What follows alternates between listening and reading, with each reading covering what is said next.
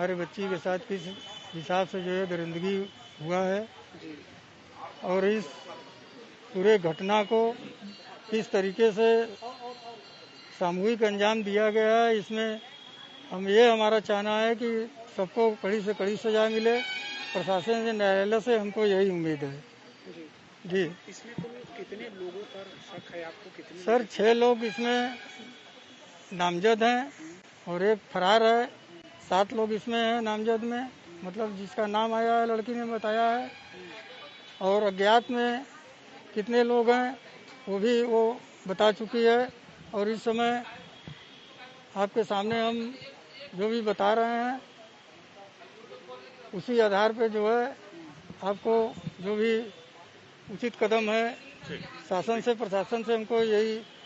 बिटिया क्या करती थी, क्या बनना चाहती? बिटिया पढ़ के अभी निकली ही थी कि जिसके बारे में हम कुछ सोच ही रहे थे अपने स्थिति को देखते हुए, और स्पोर्ट में उसका रुझान था और उसके आगे कुछ हम बताने की स्थिति में अब नहीं है। थोड़ा मेरा तबीयत सही है। क्या ये कुछ युवक जो हैं वो बच्ची के साथ पढ़ते थे, पूर्व में भी कुछ संपर्क में थे? ये उनके साथ जो क्लासमेट थे उनके ये जानने वाली थी, इसीलिए उसको बहला फुसला कर किसी प्रकार से उसके साथ ये सब हुआ है। वो जो 3 नाम आप ले रहे थे जी, जो सबसे प्रमुख थे वो कौन लोग? वो एक आयुष है और दानिश है, राज खान है और साजिद है। एक अंतिम सवाल, बातें तो बड़ी कही जाती है सरकार की तरफ से कि ये कानून व्यवस्था बहुत बढ़िया है, वाराणसी एक हाई प्रोफाइल जगह है, यहाँ पर बच्ची के साथ 4-5 दिनों तक ऐसी बात है। क्या लगता है, विश्वास कितना है प्रशासन पर? क्या कहेंगे न्यायालय से, सरकार से?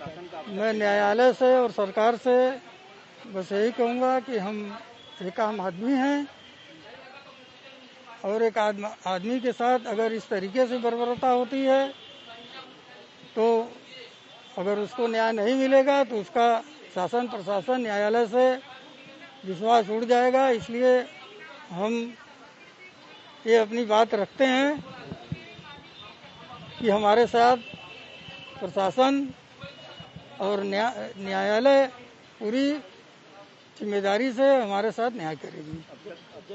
कैसा सहयोग रहा है पुलिस का? अभी तक तो जो भी प्रशासन ने हमको जैसे जैसे अपने साथ कहा उस तरीके उनके साथ हम खड़े रहे रात दिन। जैसे जैसे उन्हें कहा ये कराना है, ऐसे कराना है, हर चीज़ों के साथ हम खड़े रहे। जब विद्या जब आई घर पे किस हालात में थी? वो एकदम बदवास नशे की हालत में थी।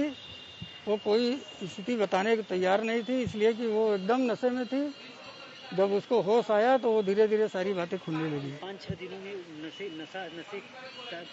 पिला करके उसके साथ दुराचार किया गया। वो दुराचार किया गया और नशे की हालत में किया गया है।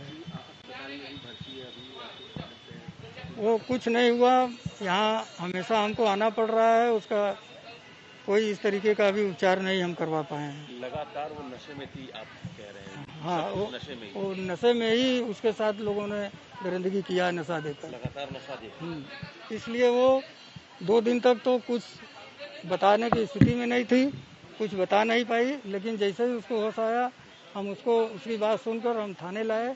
वहाँ से ये पूरा जो दिख ही रहे हैं आप क्या हो रहा है। आज 6 अप्रैल को थाना लालपुर में एक सामूहिक दुष्कर्म की एक शिकायत प्राप्त हुई थी। उसी के क्रम में ये बताना चाहूंगा कि ये घटनाक्रम 29 मार्च से 4 अप्रैल का है, जिसमें पीड़िता का ये कहना है कि 29 मार्च को स्वयं अपनी मर्जी से गई थी अपने दोस्त के पास में। 4 तारीख को पीड़िता के परिजनों द्वारा पुलिस को थाना लालपुर को सूचना दी गई कि उनकी बच्ची घर से चली गई है। उसके संबंध में उन्होंने गुमशुदगी दर्ज करवाई थी और सेम ही डे थाना लालपुर पुलिस द्वारा बच्ची को सकुशल बरामद किया गया। उस दिन ना पीड़िता के द्वारा ना उनके परिजनों द्वारा किसी तरह की कोई शिकायत की गई कि कोई दुष्कर्म हुआ है। आज 6 अप्रैल को पीड़िता और उनके परिजनों द्वारा सामूहिक दुष्कर्म के संबंध में तहरीर दी गई है। उसके संबंध में सुसंगत धारा में मुकदमा पंजीकृत किया जा रहा है।